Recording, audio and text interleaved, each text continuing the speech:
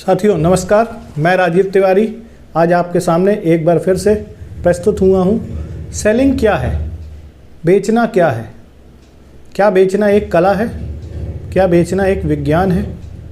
निश्चित रूप से बेचना कला और विज्ञान दोनों का कॉम्बिनेशन है। जब हम सही तरीके से बेचना सीख जाते हैं, वैज्ञानिक उसके कुछ नियम होते हैं, उनको फॉलो करते हुए चलते हैं, तो हम बहुत अच्छे सेल्समैन बन जाते हैं। चलिए, सेलिंग से पहले हम उसके पहले के कॉन्सेप्ट को समझेंगे। मार्केटिंग को, किसी भी मार्केट को कैप्चर करना मार्केटिंग कहलाता है। और सबसे पहले हमें समझना पड़ेगा कि ये बाज़ार होते कितने प्रकार के हैं। तो मैं आपकी जानकारी के लिए बता दूं, बाज़ार जो होते हैं वो 4 प्रकार के होते हैं। पहला जो हमारा बाज़ार होता है वो होता है कंज्यूमर मार्केट। कंज्यूमर मार्केट का मतलब वो है जिस पे ग्राहक जाकर के प्रोडक्ट को कंज्यूम करता है, खुद जाता है और प्रोडक्ट को लेता है। दूसरी जो हमारी बाज़ार व्यवस्था होती है वो होती है बिजनेस मार्केट, जिसमें व्यापारी जाकर के उस बाज़ार से प्रोडक्ट को लेकर के आता है, जिसको हम B2B मार्केट भी कहते हैं। कंज्यूमर मार्केट को हम B2C मार्केट कहते हैं। तीसरा जो मार्केट व्यवस्था होती है जिसको हम ग्लोबल मार्केट कहते हैं।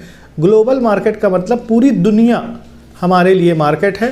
पूरी दुनिया के प्रोडक्टों को हम कहीं से भी ले सकते हैं और पूरी दुनिया में बैठा हुआ कोई भी व्यक्ति अपने प्रोडक्ट को कहीं भी सेल आउट कर सकता है। और चौथी जो मार्केट होती है वो होती है government market, government enrolled market. जैसे कि गवर्नमेंट हॉस्पिटल की सप्लाई हो गई, आंगनवाड़ी की सप्लाई हो गई। जब इस तरीके की जगहों में हम प्रोडक्ट को सप्लाई करते हैं डायरेक्ट, तो ये भी एक हमारी बाज़ार व्यवस्था होती है। ये चारों प्रकार की बाज़ार व्यवस्था में वर्क करने के अलग अलग तरीके होते हैं। ये चारों प्रकार की बाज़ार व्यवस्था को हमको समझना है और सबसे पहले हमको ये देखना है कि हमारा प्रोडक्ट है किस बाज़ार व्यवस्था के लिए। और उस बाज़ार व्यवस्था की, सब बाज़ार व्यवस्था की अलग अलग स्ट्रेटजी होती है। उन स्ट्रेटजी के हिसाब से हमको अपना प्रोडक्ट मार्केट में प्रमोट करना है। अब बात आती है कि मार्केट की बेस क्या होती है।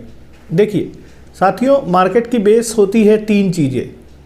पहला नीड, दूसरा वांट और तीसरा डिमांड। हर मार्केट में नीड होती है, ऑलरेडी नीड होती है। वांट हमको क्रिएट करनी पड़ती है और डिमांड हमको क्रिएट करनी पड़ती है। जैसे भूख लगना, भूख हमारी नीड है, हर व्यक्ति को भूख लगती है। लेकिन वांट क्या है, हम क्या खाएंगे? हम रोटी खाएंगे, हम चावल खाएंगे, हम दही बड़ा खाएंगे, हम क्या खाएंगे? ये वांट हो गई। और डिमांड क्या हो गई कि हम मैकडॉवेल का पिज्ज़ा खाएंगे या हम डोमिनोज का पिज्ज़ा खाएंगे। तो ये डिमांड हो गई। इन तीनों चीज़ों के अंतर को जो भी व्यापारी समझ जाता है, हमको सबसे पहले बाज़ार की नीड को समझना है। अगर हमको व्यापार को बड़ा करना है तो हमको सबसे पहले बाज़ार की नीड को समझना है कि आखिरकार बाज़ार चाहता क्या है। उसके बाद हमको उसकी चाहत के अनुसार प्रोडक्ट डेवलप करना है और बाज़ार में अपनी वांट को जनरेट करना है।